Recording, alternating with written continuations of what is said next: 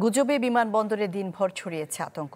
Armed police ব্যাটালিয়নের control রুমে আসে ইতালির রোম থেকে ঢাকাগামী বাংলাদেশ বিমানে বোমার উড়ু খবরটি। এ থেকে আতঙ্ক ছড়িয়ে পড়লেও নিরাপদে নামিয়ে আনা হয় ২৫০ যাত্রী ও ১৩ ক্রুকে। স্বরাষ্ট্র উপদেষ্টার হুঁশিয়ারি, গুজবে জড়িতদের আনা হবে আইনের আওতায়। ব্রেকফাস্ট, টিফিন কিংবা স্ন্যাক টাইমে মজাদার আয়োজন মানে all time bread. Hazrat Shahjalal আন্তর্জাতিক বিমানবন্দরে থাকা আর্মড পুলিশ ব্যাটালিয়নের কন্ট্রোল রুমের হোয়াটসঅ্যাপে আসে পাকিস্তানি একটি নম্বরের অযাচিত কল। ৩৪ কেজি উচ্চ ক্ষমতা সম্পন্ন বোমা থাকার তথ্য দেয় ইটালির রোম থেকে ঢাকাগামী বাংলাদেশ বিমানের ফ্লাইট BG356 সম্পর্কে। ভোর ৪টার সময় এমন তথ্য পেয়ে নিয়মানুযায়ী সতর্ক হয়ে ওঠে সব নিরাপত্তা সংস্থা। বিমানটি ঢাকায় পৌঁছে বুধবার সকাল ৯টা ২০ মিনিটে। প্রোটোকল মেনে বোম ডিসপোজাল ইউনিট ও K9 ইউনিট সহ যৌথ বাহিনীর তল্লাশি শুরু হয়।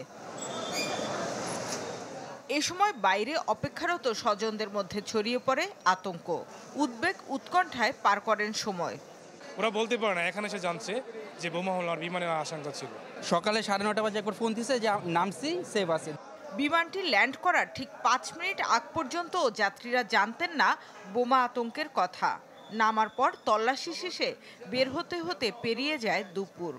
ল্যান্ড করার ৫ মিনিট আগ মুহূর্তে আমরা জানতে পারছি যে এরকম অবস্থা। আমরা অনেক আন্দোলন করছি, তারপরে আমাদেরকে মাল বুঝে দিছে। বিমানবন্দর কর্তৃপক্ষ পরে সংবাদ সম্মেলনে জানান, তথ্য পাবার পর তথ্যদাতার সাথে টেক্সট দেয়া নেওয়া হয়। সম্ভাব্য দুটি লাগেজের ছবিও দেয়। এরপর কয়েক ধাপে গোটা বিমান ও যাত্রীদের হাত ব্যাগ ও লাগেজ তল্লাশি করেও সেরকম কিছু মেলেনি, অর্থাৎ তথ্যটি ছিল ভুয়া। তো এইসব জিনিসের ইনভেস্টিগেশন করা, খুঁজে পাওয়া আপনি জানেন ভেরি ডিফিকাল্ট নেটে, কারণ কোন নাম্বার থেকে সে ১০০ নাম্বার ঘুরে এসছে কিনা আপনি জানেন না। বাট হাউএভার আমরা এই ইনফরমেশনগুলো আমাদের যত সংস্থা আছে, যত এজেন্সি আছে, প্রত্যেকের কাছে দিয়ে দিয়েছি এবং আমরা ট্রাই করছি। জানান, বিমানটি এলে সেটাকে থার্ড টার্মিনালের দিকে ল্যান্ড করানো হয়, যাতে বন্দরের স্বাভাবিক বিমান চলাচল ও অন্যান্য কাজে বিঘ্ন না ঘটে। তবে অপতথ্যের হদিস জানতে তদন্তের আশ্বাস স্বরাষ্ট্র উপদেষ্টার। এরকম তো মিথ্যা সংবাদ আগে দেখলো, মিথ্যা সংবাদ শনাক্ত করার চেষ্টা করা হচ্ছে এবং শনাক্ত করলে তাদের আইনের আওতায় আনা হবে।